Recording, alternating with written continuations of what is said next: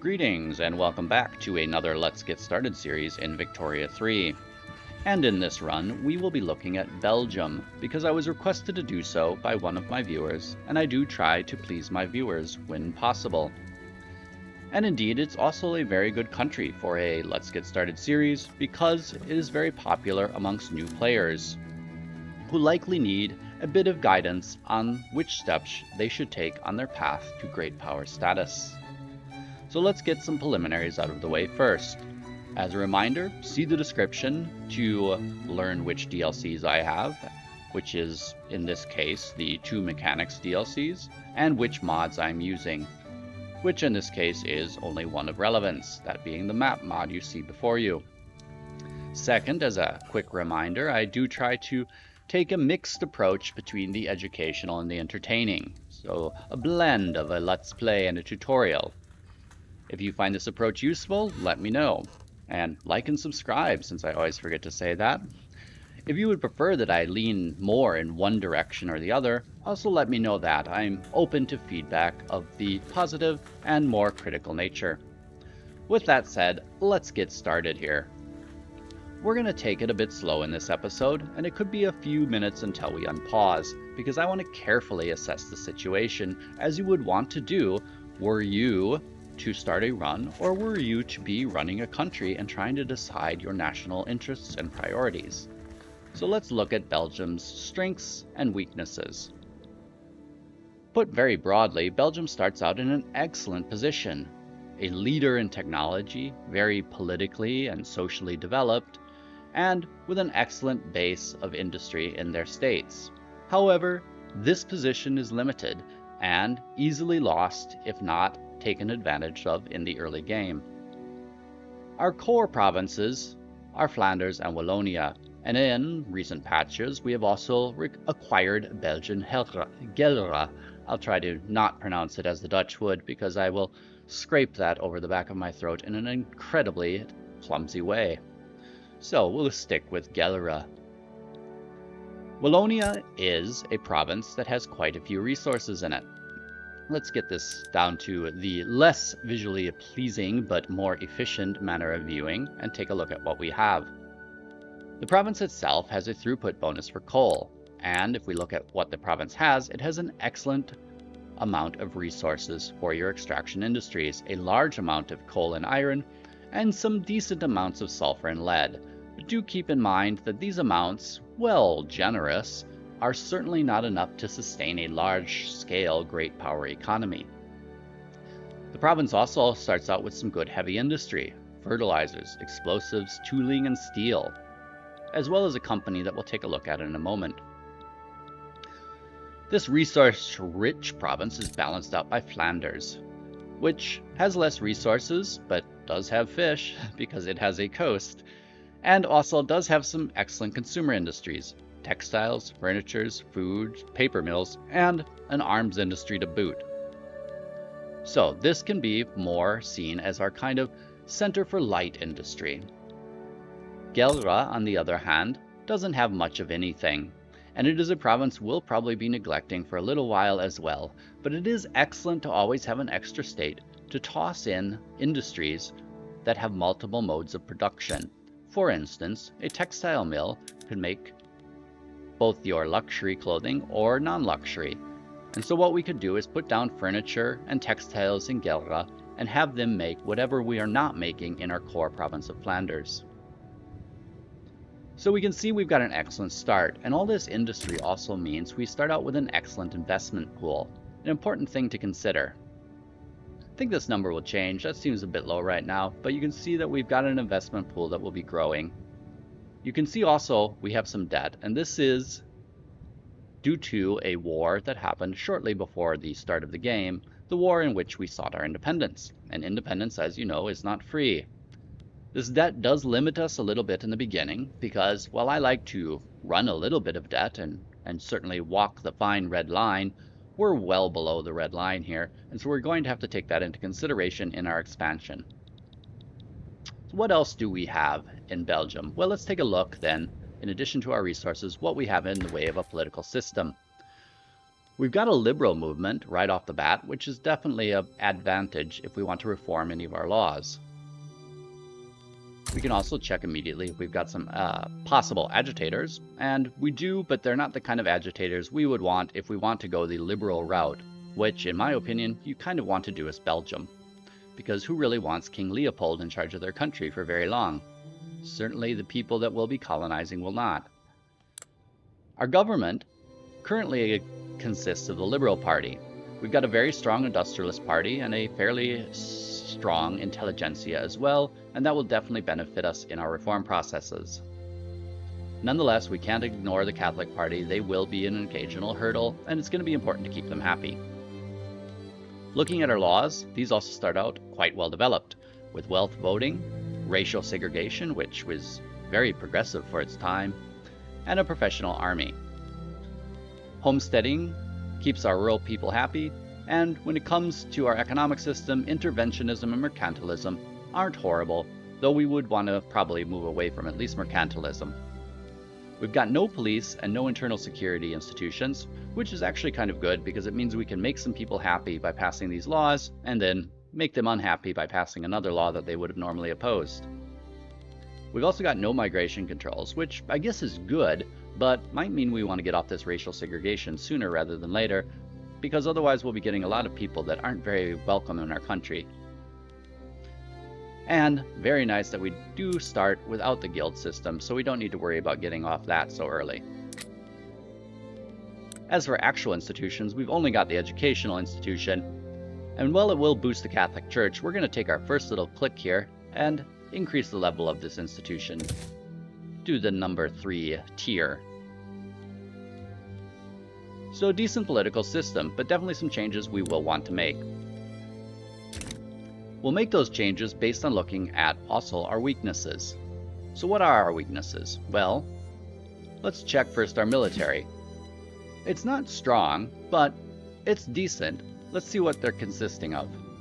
They currently consist of line infantry and an awful lot of cavalry that we probably don't really need to be paying for, but we already possess the technology for skirmish infantry, so we can upgrade these if we have access to munitions. Let's tack munitions in the back of our minds as something we might want to build. Less impressive than our army, though, is our navy, which consists of a mere 1 ship. We're definitely going to need more of these. We'll never be a naval power, really, because we've only got 1 province on the coast, but we can at least try to compete with our other peers, the other minor powers within Europe. So we can tack this onto one of the items that is a weakness of our country. Not a lot of coastal provinces. We might want to acquire some more. And we might want to make sure those coastal provinces have accepted populations so that they can more rapidly man up our naval vessels. We'll want to get to a level where we can at least compete with other middle powers within Europe. So if we take a look, for instance, at, say, Denmark, they've got 14 ships. The Dutch, our arch enemy, have 34. They're probably likely to cut that down a little bit, so we're not going to aim quite that high that quick, but that's a long-term goal to maybe keep in mind. Portugal, another minor power, has about 7. When we look at where we might want to expand, we can get a more immediate number of ships that we'll need. In addition then to this lack of coastal provinces and therefore naval power, we lack provinces in general. We don't have a lot of land. Well, that is rich land that we do possess. It's not a lot for our long-term goals, and we're going to need some more access to other resources, in particular resources that we don't possess. Resources like cotton. Cotton is very important to the textile industry. The textile industry is very important to the Industrial Revolution. So we'll have to look for some land that maybe possesses cotton, and we all know where we can find that. Unfortunately, some of this land is already occupied by people who live there, but we won't let that get in the way of our expansion. We also, in addition to not having a lot of land, don't necessarily then have a lot of population filling that land. I mean, the population density is probably pretty high. Well, no higher than any other region in Europe, but nonetheless, if we look at our states, about 2.5 million and 1.5 million. And if we look at how many peasants we have, 160 and 387. That seems like a lot, but trust me, it's going to disappear really quickly. we don't have enough land, we don't have enough people. We need more of both. So land is easily acquired through expanding into areas that are unoccupied by civilized persons such as ourselves. People are a little bit harder to acquire, particularly people that we can make the most use of, i.e. those that are accepted racially or culturally. We might want to do something about our law to make sure that we accept the maximum number of people possible. So looking at these weaknesses and strengths, we can quickly make a list of what we need.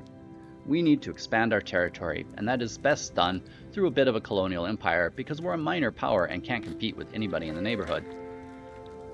We need more people, and we need those people to be accepted, so we can't really grab them with our colonial empire. We need to make Belgium a very desirable place to live so the people come to us. Thankfully, we've got no migration control, so we're already one step closer to acquiring lots of refugees as the neighboring countries fight over their land. And we also need to keep some eyes open for little places we can acquire. Islands that have European populations, for instance, where we could build up some more naval facilities. Alright, I think we've done a quick assessment that's got us a good basis of what we need to do. So, let's take a quick look then at our company before we actually take some actions, because this will help guide us as to our economic priorities. Belgium begins with one of the best companies in the game, the Société Anonyme Jean Coquerel. This company makes motors, steel, and tools, and can get a mandate for iron. Let's give them that mandate right now.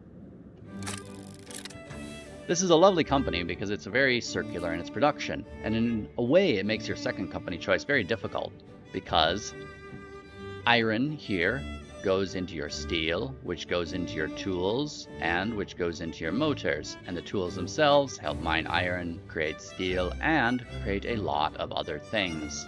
If you ever are curious as to what those things are, you can see, for instance here, all of the things that use them, or go to your actual good and see the applications.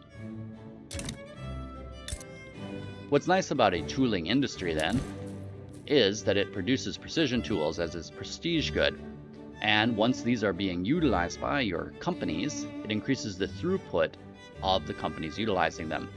So we'll want to really promote this industry a lot, and probably export tools to any friends so that we can make sure that we get to the number 3 rank of producers in the world as quickly as possible and get our prestige good. Since we're obviously never going to be able to use all the tools ourselves as a small country. So this tells us we are going to be an exporting country, and we are going to be exporting a lot of heavy industrial goods. Alright, now we've got a little bit of an idea about what our economic focus should be as well. We need to attract migrants, promote an export-led industrial base, and start expanding into areas that are unoccupied by civilized persons. Looking at our technology then, we have a choice about what we want to do. We can focus on our strength, that is, looking at our production tree, we can decide to enhance our extraction industries and our steel and tool production by researching water tube boilers and the Bessemer process in particular. And those will be early priorities. The other option is to compensate for our weaknesses. That would be focusing on the society tree and in particular getting some healthcare up so people want to move to our country, which leads us also into quinine, which will help us expand into some of the less hospitable regions of the world for colonization. And there is also, I'll toss out, the desire and the opportunity to research your second company very early. I'm a big fan of the second company rush, or of the company rush in general. It really gives you a leg up. So what I'm going to opt for, and I recommend you do as well, is, otherwise I wouldn't be making this video, is to research pharmaceuticals and then quinine. That way we can get the people that we are going to desperately need. The sooner you get started on getting those people, the better, because mass migrations are mass, but they're still not going to solve all your problems in a year or two. It's better to get started early. I'll then queue up the second company here, and then queue up some of our production technologies. Hopefully some of these will spread naturally through technology spread though. While we're here, we can see our innovation is only at 52. We are ahead technologically, but we're going to want some universities to ensure that we stay ahead technologically. Now we've selected our tech, let's look again at our politics now that we've assessed our country and decide what needs to happen. Well, obviously we're going to need healthcare, but we need pharmaceuticals first so that we don't further strengthen the church by passing charity hospitals. Besides, that doesn't help us with living standard anymore. That helps with food security. We need public health insurance to help with living standards. The other things I said I wanted to do were a colonial empire. So, colonial affairs seems like a viable candidate. The probability of passing is pretty high. It's supported by the armed forces and industrialists. And the armed forces are out of government, but the industrialists are in, and they are the stronger of the two that would support the law. So we're in the best position possible at this moment to pass that. The real folk aren't going to like it, but it looks like they won't quite rebel. Close though, but I think we'll be fine, based on vast experience from several patches ago. Alright, let's pass that law now then. Alright, let's see how angry they are. Yeah, they're angry, but they'll be fine. I don't believe we can get the armed forces in, that's why I didn't even try. See? No, yeah. The acceptability of the government would go down quite a bit and not give us much flexibility for any further accidental hits to our legitimacy. Let's just leave it at 42. Ooh, you know, I'm going to do it. I'm going to do it. There we go on the first thing that I go back on, because that will really increase the probability of this law passing quicker. So let's go. Since we know our next priorities are going to possibly be to look at racial segregation to get more people, we want to start preparing for this already. And the reason we want to start preparing is because we can see that this law is supported by the liberal movement and opposed by the Belgian supremacist movement. So let's prepare for the eventual passing of this law. We'll also want to keep in mind any ways we can possibly please the future opponents of this law so they don't go into open revolt, in particular the rural folk. So let's go to our political movements and let's bolster the liberal movement and suppress these supremacists. There we go. That should get us set up. This will take a while to have a big impact, so good to get started right away. Taking a quick glance at our laws here, I wanted to see if the rural folk would be pleased by dedicated police. No, sadly they're not. But it would keep the petite bourgeoisie happy, so we'll keep that in mind. What about we already have professional. What about home affairs? They don't like guaranteed liberties either, nor do they like National Guard. Well, it's going to be a little bit harder to make the rural folk happy, though. Then I'll look when we're in between recordings at what might please them a bit more than some of the options we've looked at right here.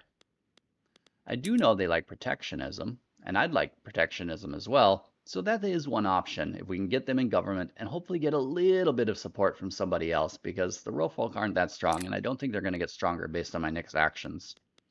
All right, we've selected our tech. We're passing a law. We've got the government we want. Let's move on to building something. Due to our economic situation, we haven't got a lot of options on the early game building. We have to really watch this budget a little bit because we're going to start losing money pretty quickly. Nonetheless, I like to play a little bit into the aggressive side. And the reason I do this, by aggressive, I'll step back a second. The reason I say aggressive is because I'm going to build more construction. And the reason I do this is we already have a lot of industries. And those industries are going to be feeding into that investment pool. And they're going to need construction points in order to use that investment pool. So, as Belgium getting started, you are going to have less ability to build government-led construction, but you still want more construction because your private sector starts out so good, you want to make sure that they can be building stuff. We'll catch up eventually once we solve our debt issues here and get to a better fiscal situation. All right, let's move on to building some things then. For construction, we were going to want to pop down immediately 2 more constructions within Wallonia. This is the best place, of course, because this is where a lot of the iron is that the construction industry will need. We'll finish all our construction here before we move on to any of the other places. In addition to this construction industry, we did say we wanted a munitions plant, so let's put it on the list, even if we're not going to build it right away. We know we need it. It's also always good, of course, as I usually like to do, to toss in your construction goods and any other important goods to your industries onto your main outliner here. So let's star up some of them. Engines are in shortage, and we're going to want to resolve that too, but hopefully our company will resolve that. Alright, where am I? Where am I here? Well, let's keep an eye on grain. We want the people to be happy. We'll keep an eye on groceries too. Apparently we're quite short on them. And let's keep an eye then, I go to the bottom here. Wood, tools, might as well monitor steel, paper, and iron. And fabric, of course, which we have almost none of.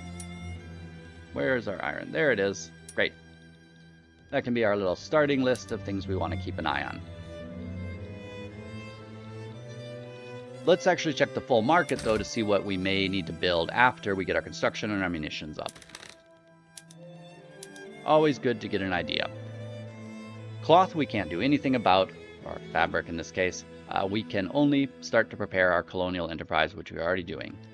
Groceries and wood and paper all have a bit of a shortage. We should think about building all of those. So let's do that. We've already got some groceries here, so let's get some more groceries up. Paper we've already got here too, so I'm going to keep it here. This is where the paper is used, even if the sulfur that will eventually go into the paper will have to come out of Wallonia. Lastly, I said we need more trees. The trees here are also producing hardwood. Let's see how much wood that would make.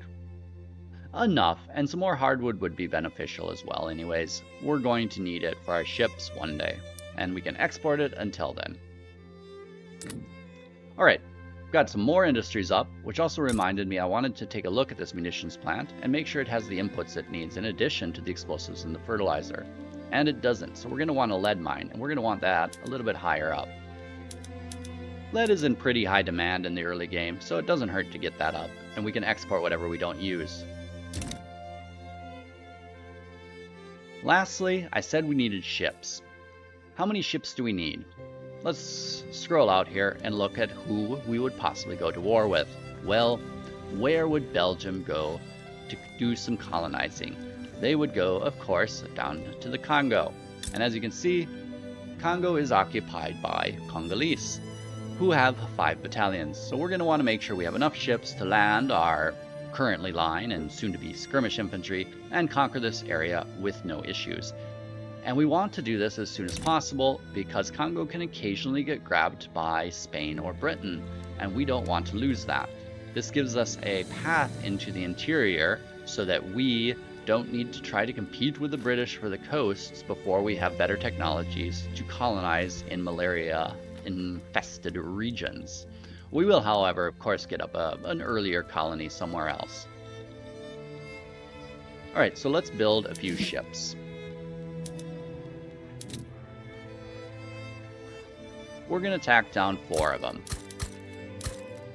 And we will eventually need a military shipyard to help supply these, but we're not too concerned with it because these ships are just for transporting troops right now.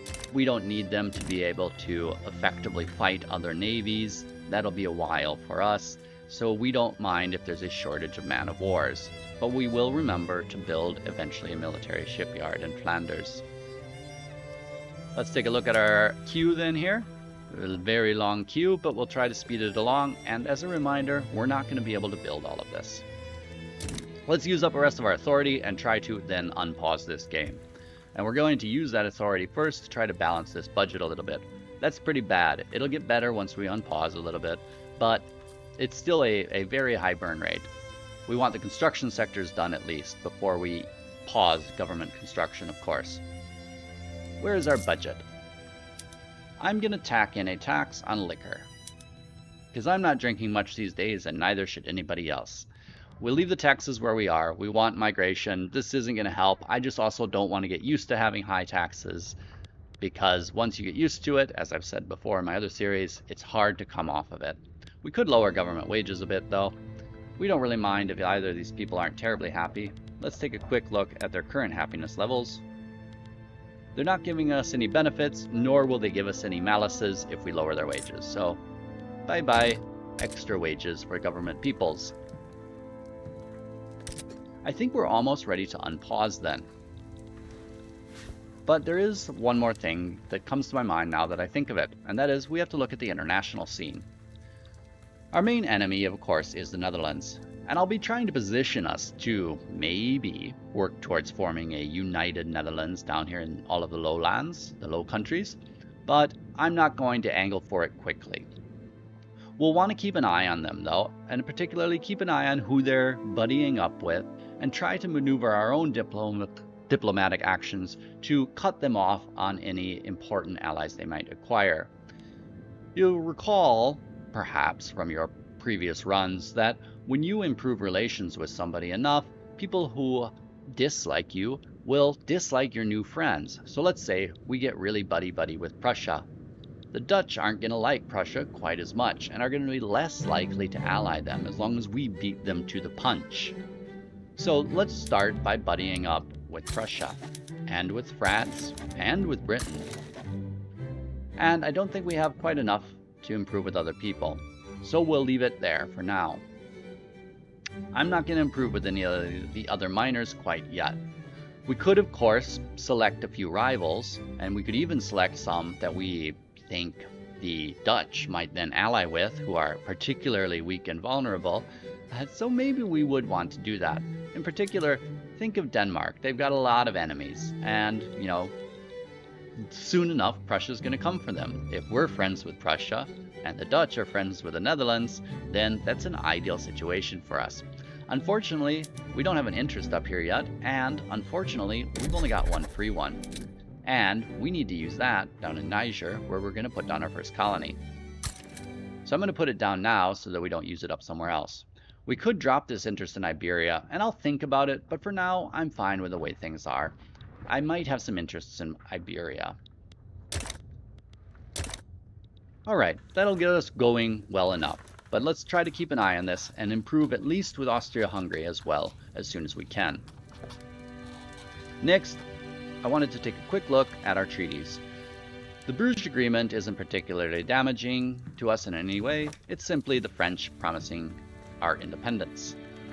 The Treaty of Reciprocity, on the other hand, gives not only trade privileges to the British, but investment rights. I think I want to try to renegotiate that.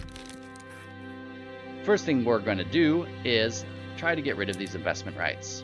There's a 75% chance of it passing, which is pretty decent. If it doesn't pass though, then I'm willing to sacrifice our trade privileges just to take those investment rights away from the British.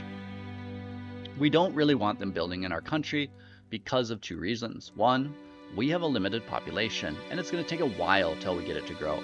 So we don't want them to be building any sort of factories that take our limited workforce and put money into the investment fund of the British.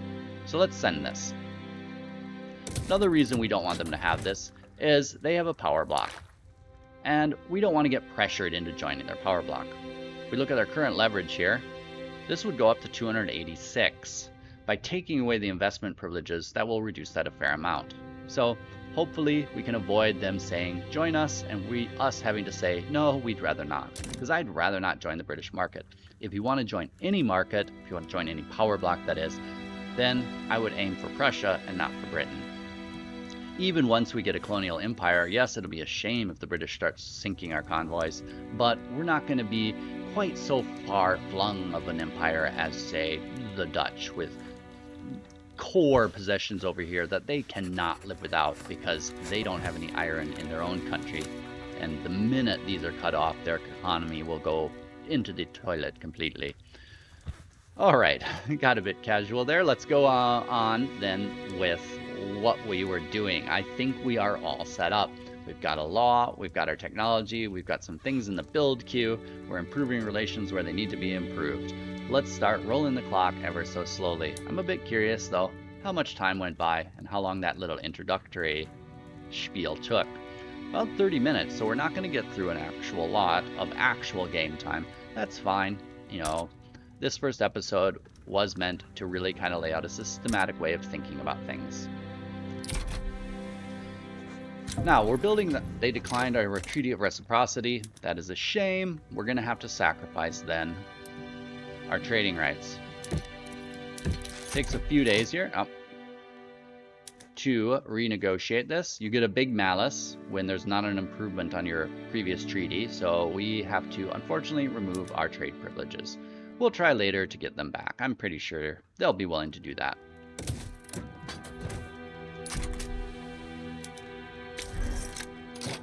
I didn't use all of our authority though. Alright, the new treaty went through because of course it would. They've got everything they wanted and we got nothing. So we do have a bit of extra authority. We could float it to help this law pass a bit quicker, 11% quicker, or we could utilize it. Our literacy is okay. It's not the best in the world, to be honest. It could be better. I wouldn't mind improving it, but we've got an educational institution. I'm not going to use social mobility decrees right now. Let's keep our birth rate a little bit higher for a little bit longer, because the smarter people get, the less they want children. Imagine that. And no shade on people who have chosen to have children, of course. These are, come with benefits as well as drawbacks, as we all know, as does every choice in life. All right, asides on our personal lives and choices, let's get back to the game. All right, so we can continue progressing, and I'm actually just going to float this influence for now. When we eventually want greener grasses on, it's going to be very difficult because we don't want to depopulate, Wallonia while we're trying to populate Flanders. So really, I always prefer to only implement greener grasses when I can do it at least in both of these provinces. And I've got enough authority and I'm not concerned about depopulating a region then. Gelra, on the other hand, well, land might be cheap there. We could probably speed up the clock.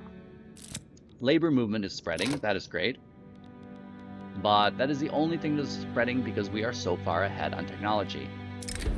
Higher learning. The king himself has opened the University of Flanders. Well, very nice. I do believe we should be led by philosopher kings, and I do not think that King Leopold is one of them. I'm sure he had his moments. All right. That does remind me, I did actually say we wanted 2 universities up. Let's get them on our list, even if we're not going to build them anytime soon. We're going to build 2 in Wallonia because we already have 2 in Flanders. There we go. And we're doing this sooner rather than later because, as I said, we have the tech lead and we want to keep it.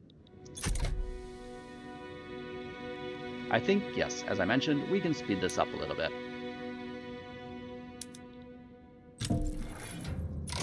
That's a bug. You occasionally get a second decline on treaties that you try to pass.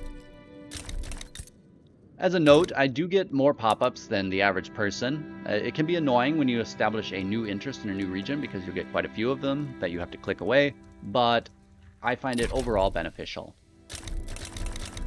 And there we go. Our interest in the Niger Delta is active. Even more than usual here this time. There we go. Now it's gone away. The atmospheric engine. Alright, we'll be getting a little bit of tech progress on water tube boiler. That's good. That is what we want to go for. You always want to go for tech progress if you've got an option. Construction sectors are coming up. Almost done with the second one. Pressing issues. Ah, yes. Belgium starts with an election, something I oppose vehemently and wish that Paradox would redo.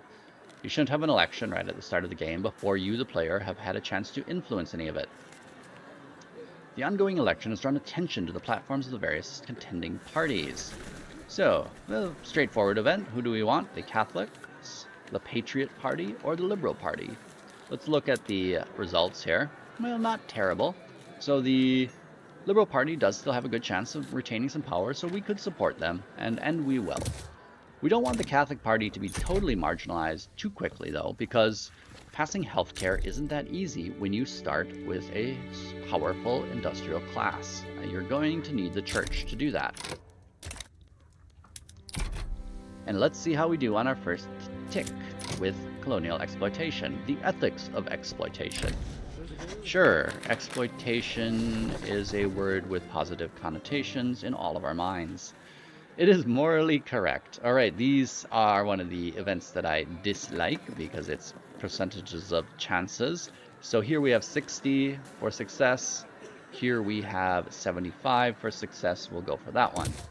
Alright, we got the 10% boost. Could have been worse. Alright, munitions plant is coming up. Our construction is done. I'm taking a quick look here, though, to think if that's really a priority. Should have thought about it last week before it got a bit of progress. You know, it is a nice thing to have, but honestly, the bigger priority is to get these ships up. Because I want to get things running in the Congo sooner rather than later, so that nobody else takes that. It's a shame to spend our valuable construction points while we're going into debt on something that is not productive, but it is a choice that I would make if I were you, unless you're a fan of restarting if somebody else moves in on a piece of land that you want. Because once those ships are done, we will have to pause construction ever so briefly. The ongoing efforts to implement colonial exploitation has captured the imagination of the Patriotic Party. Ah, yes, it would. Ooh, a 20% enactment success chance. Sure, we'll take that. I don't mind the military being stronger, because at this point of the game, they're often a good swing vote. They tend to support some things and oppose enough that they can fit in and fill the gaps where you need it. But nonetheless, I'm going to go for the success chance, because the sooner we pass this, the sooner we can get going on our first colony. Oh, I'm eager for those ships to build, because I don't like being this far in the red. As a warning, there will be an event coming up called the London Conference. Wallonians? We don't want Wallonians. Alright, they've disbanded. That was a short-lived movement. The Wallonians, for those of you unfamiliar, are those who live in Wallonia, versus the Flemish who live in Flanders. The votes are in. Ooh, well, that did pretty well. Our legitimacy actually went up to contested. Excellent, excellent. I'm curious, though, you know, what happens when we reform in the future. All right, good to see. It's a bit of a shame that, you know, we have elections, because it means you can't really reform your government in between elections without implications, i.e. radicals. But, you know, I think it will be a few years till we need the church in power to pass healthcare, so it's fine. Let's keep our clock ticking. Law progressed to drafting. Excellent. And our naval bases are almost finished. Let's see what the private sector is building. Tooling and a railway. The reactionary movement has formed. And our company is getting up an iron mine. Good, good. We will need those because we built these new construction facilities, which are based on iron. Belgium starts very advanced. A donation of knowledge. This is lovely. A university in Wallonia, built by the industrialists. So let's get that up, and we can get rid of one of these then. I know more is always better, but priorities, priorities. First we get the minimum we need, then we focus on more.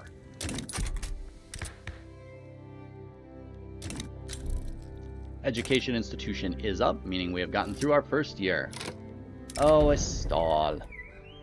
So a bit of a bureaucracy hit, or large hits to success chances. Tell you what, I don't mind losing a tiny bit of bureaucracy right now.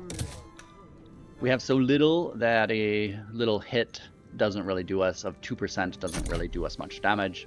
And we'll be getting that back in 5 years. It will be a nice surprise. Ah yes, despite saying that I wanted to think about the munitions plant, I am getting that up. But that's fine. Munitions sell really well when the wars kick off, to be honest. It's not a bad export industry if you can somehow cushion the ups and downs, or if you can somehow make sure there's lots of war going on. We've progressed to voting. Maybe, with luck, we can pass this and use that as our wrap up this episode, even though, you know, not a lot has happened, but we'll review and talk about what has happened. The debt is a climbing.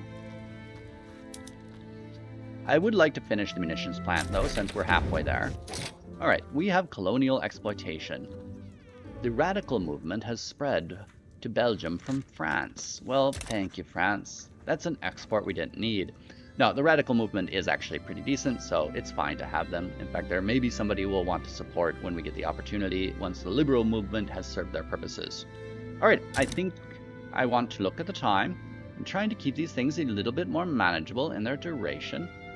39 minutes. probably -1, since I always open with a little bit of deep breathing before I start speaking. So, what have we done? We've been very careful at getting started and really looked at our situation and tried to figure out what we need the most. And we did assess what we need most is land and people, as we are small and our population limited. We have a huge advantage, though, at the beginning in the way of technology and in the way of industry, and we want to take advantage of that. So now that we have finished building some extra construction and our naval ships, we're going to finish the munitions and let the private sector take over and help to further expand that economy at a rapid pace. Before we do that, I will probably put in, and to demonstrate to you that I am committed to that, at least 1 and possibly 2 more constructions to help the private sector along. I know it seems that we're losing money, but like I said early, you're going to have to, as Belgium, pause your construction a fair amount. We'll even put this all above the lead. We need the lead for the munitions, but we can import it for a little while. We won't need a lot of it. There we go. We also have got our colonial institution up, which is excellent. That means we can start a colony.